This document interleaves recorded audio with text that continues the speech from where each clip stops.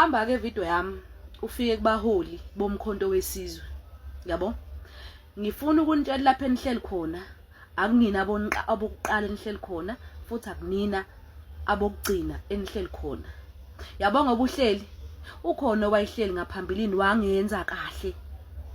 Ama ground forces athi quacks akahambe ngoba enze okungakhona. Nawe kusuthoyela ithuba ungayitshela ukuthi sekungesakho forever. Nawe mawungenzi kahle uzophuma. Uma ungalaleli into efunwa abantu uzophuma. Uma ufuna ukuzokwenza okwakho uzophuma. Uma uzofaka abangani bakho uzophuma. Uma uzofaka amakhansela akho uzophuma. Uyabo? Ungayitshela ukuthi ngoba sekuhleli wena sekuphelele and esakho ungakhohlwa phela ukuthi ikhundla emkhontweni akuwona forever. Ubambile uthunyiwe akusone sakho. Yabo? Manje nasengenza ngazuthi abanye benu senenza ngazuthi manje lento ikini eyenu, yabo? Idalelwe nina. Nangendlela nisitreatha ngayo nenza ngathi eyenu. Kushintsheni lokho. La uhleli khona ukhona owahlala wangenza kahle waphuma and kusengaphinde ngene omunye naye mayebheda futhi uzophinde ephume njengalabo aphumile njengoba nawe uzophuma. Yabo? Anizameni ukusiphatha kahle, ziphatheni nani kahle.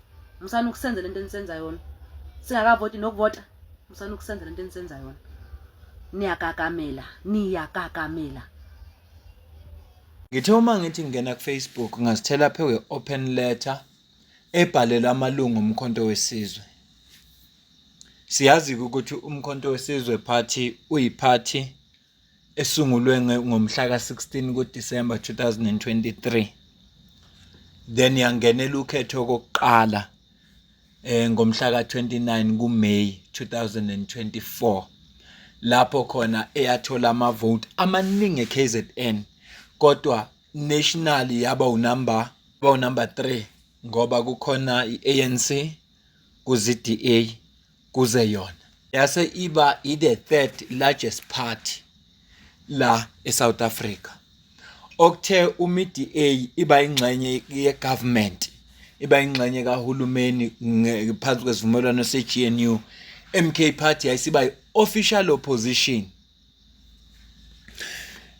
Ngifisa ukwakhumbuza amalungu omkhonto wesizwe party, ikakhulukazi laba abahlezi bekhala ukuthi basuka kude nomkhonto wesizwe party. Okuthe uma sewe namavoti sekuvela ikhala kwase kufakwa abanye abantu kanti bekuyiba bebehla benyuka besacrifice ngeimali zabo ngoba bephushwa uthando leqembu. Sithi isiZulu umbeki wenkosi akabusi nayo.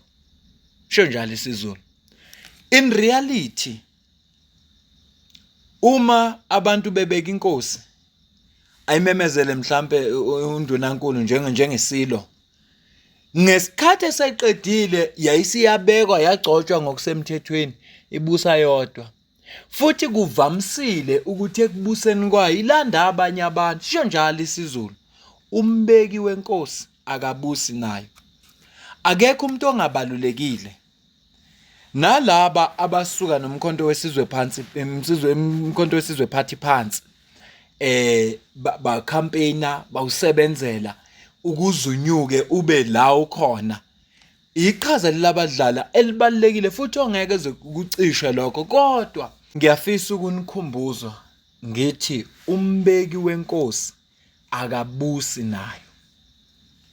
Sizulu sisho njalo. Sizoyifunda ke le open letter manje. Eyintweni zonke ezenzeka lapha kumkhonto wesizwe kuhlezi kublenywa abanye abantu kodwa yeke uPresident Zuma. Kanti inqumo ezisuke ezithathwe eqenjini zithathwa iNational High Command le ayingxenye yayo. Awukho umhlangano okuthubanjwe iNational High Command uZuma engekho. Futhi uma kuzoba khona inqumo uba khona. Kodwa uma sekufuneka kube khona abantu abablenywayo ngeinqumo ezithathiwe yena bekwe eceleni. Kuthiwa yilaba nje yena yeko. Uma ngabe kusolwa iNational High Command ngokungenzi kahle nayo ingxenye yenkinga. Angisho lutho, umbono wami nje loyo. Asifunde nansi lethe. Dear revolutionary comrades, when President Jacob Zuma announced the formation of Umkhonto weSizwe Party, millions of South Africans saw hope. The movement brought together workers, students, intellectuals, veterans, business people, professionals, the unemployed, and ordinary citizens. They came with different experiences, but with one dream: the economic liberation for our people. Today, we must ask ourselves, why did we join politics? Did you join as a revolutionary prepared to sacrifice for future generation? Did you join because you believe South Africa need a new political and economic direction? Or did you join for positions, influence, and personal gain? Your answer will determine whether you are an asset to the revolution or a burden on it. A revolutionary does not hate fellow revolutionaries. A revolutionary does not celebrate the downfall of comrades. A revolutionary does not fight comrades more than the system that oppressed our people. Yet hatred, jealousy, character assassination, intimidation, and factionalism are becoming normal within our ranks. This is not a revolutionary conduct. It weakens the organization from within. Every insult, lie, and campaign against a comrade weakens the movement. We must also accept that not every comrade has the same political capacity, and that should not cause conflict. Political consciousness grows through study, discipline, experience, and struggle. That is why political credentials and organizational experience matter in leadership, instead of fearing politically developed comrades. We should learn from them. Instead of silencing capable leaders, we should strengthen them. Instead of rewarding friendship over competence, we should value merit, discipline, and commitment to the revolution. A movement that fears political education will never produce revolutionary leadership. Comrades, every revolutionary has a role to play. Not everyone is called to lead, organize, educate, or mobilize, but every role matters. A revolution does not require identical people. It requires committed people. If we cannot practice justice amongst ourselves, how can we deliver justice to the nation? Moral regeneration must become a foundation of Umkhonto weSizwe Party. Discipline must be our identity. Political education must be our weapon. Unity must be our strength. Without discipline, there is no organization. Without organization, there is no revolution. Without revolution, there will be no true economic freedom. Leadership must unite the movement, protect its members, defend its values, and place the organization above personal interest. Every activist must defend the movement, not personalities or factions, but the organization itself. Our struggle is not only about the 2026 local government elections. Those elections are one battle. The mission is much bigger: to transform South Africa and secure genuine economic freedom for the black majority. But how will we reach that destination if we destroy one another first? No liberation movement has ever won while consumed by internal hatred. History rewards disciplined revolutionaries. The enemy is not the comrade beside you. The enemy is poverty, inequality, economic exclusion, and hopelessness. Let us stop making enemies of each other while the real challenges remain. Let us rebuild a movement grounded in discipline, humanity, political education, sacrifice, and unity. The revolution is bigger than all of us. Positions are temporary. Personalities are temporary. But the liberation for our people must remain permanent. History is watching us. Future generation will judge us. Let us give them a movement they will be proud to inherit. Not one that destroyed itself from within. Amandla. In service of the people. Ibhalwe Ntokozo Joy Mbanjwa. Ma kungaba khona engingakusho emveni kwalamazwi abaluleke kangaka, ngabe ngihlosa ukona yonke lenkulumo. Ngizokucaphunela ubaba uSithembiso Khomo. Kunezinto azozisho bese siyayivala ivideo. Ngicela uzwe la. Sanibona wengane zakwethu, ngiyathemba nonke niyaphila. Awuthi nginisize nje ekseni kulabo bomkhonto wesizwe.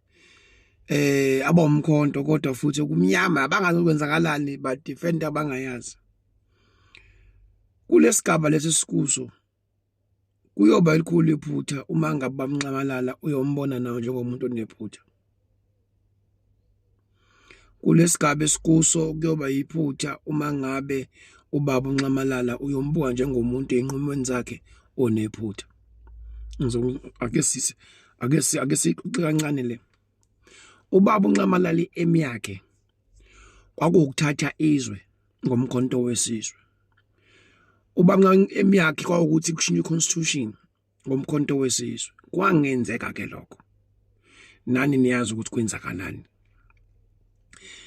Into ubaba uNxamalala abhekene nayo eyokuthi yena emqondweni wakhe nasenhlizweni yakhe unalento leyo ukuthi mina ngifuna ukuthatha izwe ngishintshe iconstitution. Inkinga ekhona abhekene nayo abantu asebenzisana nabo alida nabo abangenawo lo vision. Bona babona ukudla manje ukuthi thina siyadla thina, yabona. Thina nje siyadla thina, yabona.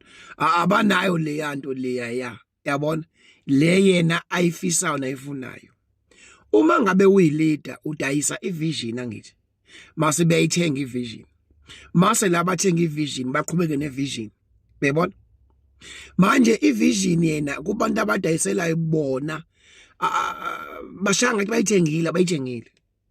Ingakho ubona njalo umkhonto wesizwe uba nezinkinga kule bukhona makhipha faka. Ingoba wonke umuntu mangabe sengene kwiposition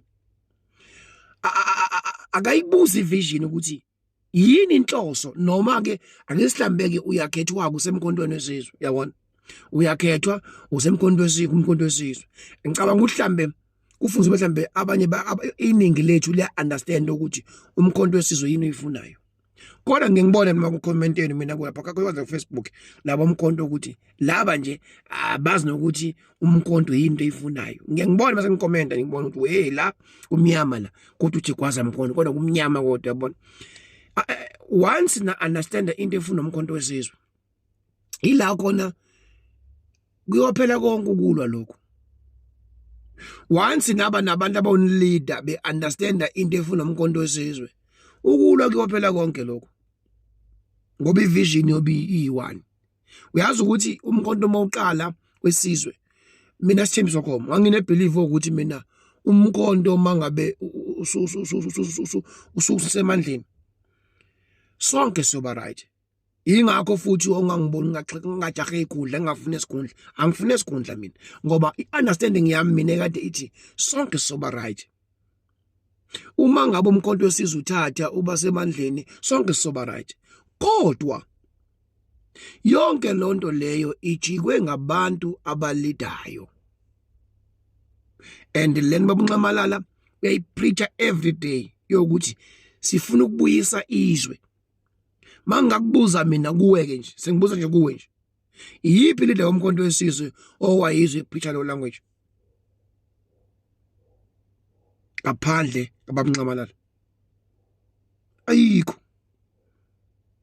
Ayikho ileader yomkhonto wesizwe okwayizwa ipreacha lo language le uthi sifuna ukuthatha izwe. Ayikho. Bonke mase befika emandleni babona isinkwa badle and futhi ukudla kwabo kuyaciya ngoba ukudla kwabo abakwazi ukudla mase be maintain indawo la badla kuyo. Bona mase befika la kudliwa khona umuntu vele adle nje yabona ahlaphazisa ukuthi kuyamoshakala kuyonakala akanendaba yabona ilona phutha lelo ke abanalo kakhulu ke lelo ke ekutheni akekho ofikayo afika lungisa athi bafowethu ake simention le ndawo le sigcine nje i-right akekho kubona yabona kubo bonke bangena badle kuthiwa ngalana iplumbing ngala kuyavuza bathi hayi ngalana bathi hayi akekho ufuna ukulungisa ngobani abantu abakhona kwi-leadership kodwa abanayo vision kababunqamalala yokulanda izwe yokubuyisa izwe uyobona babunqamalala ekhipha afaka mangakubuza manje mina mangathiwa babunqamalala akazange akhipha afaka ngabe sikuphi uma ngathiwa njengamanje umkhonto wesizwe ubamnqamalala nje angathi yena nje uhlala ekhaya uyawudedela nje nalaba khona kungenzakalani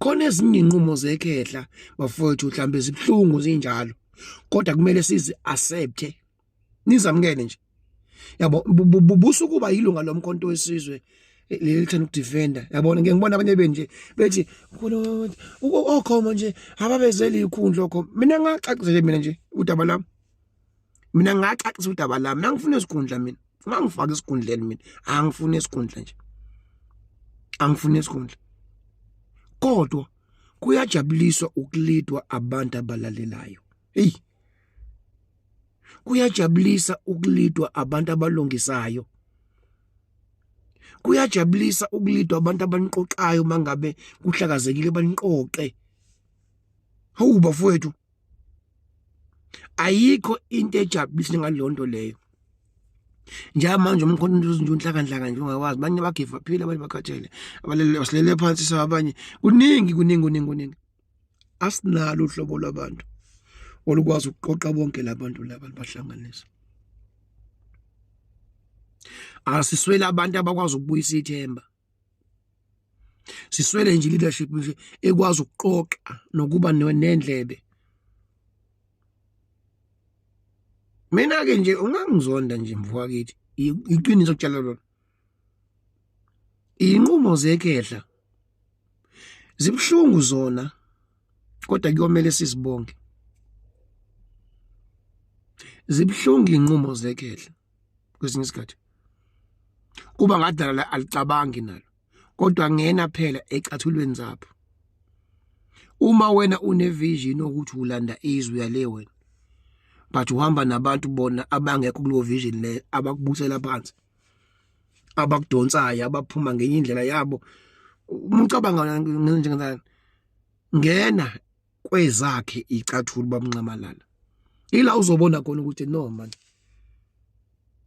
ubaba uyasilwela okuningi abanye benu bokubona mhla engasekho lapho ke bengasekusiza abanye benu nje ngibone masebekhuluma ngibona ukuthi abone lo kuze isikhathi la khona yonke into eyisho babunqamalala awuyibona khona kodwa kube sekulate igama lakuba lisiza sidinga uhlobo labantu oluzo understand luqondo ukuthi silanda izwe sibuyisa izwe hayi lento yenokudla yabo manje niyadla yabona ilapho manje niyasiprepare na kuma sport okay sifaka ubani kwesikwa iyona inkinga enkulu kakhulu leyo nikwi vision engekho kuyo nisentweni engekho kuyo ukugqoka iskipa somkhonto wesizwe asikwenzi ukuthi we understand the vision siyafisa ukubonela nje bomkhonto wesizwe eyoba khona ngelanga sizwe ipreacher lento ukuthi sibuyisa izwe silanda izwe ngoba iyona aim ne target leyo awukwazi ungayipreach aim ne target siyafisa ukuthola uhlobo labantu lo understand le imission ukuthi yini imission yomkhonto wesizwe sixabana sodwa namhlanje ingoba sekukhona niyadla nihliphize nilimazi qoqani kuse bafethu kuse ngantshela kusenesikhathi sincane sona kusenesikhathi kodwa ukuthi lingazi ukulungisa niyomblame uZuma nize nikhathale untshela into eyodwa kodwa uma umuntu engezwa sibusilandizwe la yabona busukuphika nawe yazi inkinga ngishakho niphika nabantu ukuyenzeka ukuthi ukhethwe ufica abantu phambili uphike nabo wena ukhohlwe into obizelwe yona Kwenze ngamabomu ukuthi ngifake inkulumo ezimbili ezikhuluma into eziphambene. Ngikwenze nje ngamakhulu amabomu.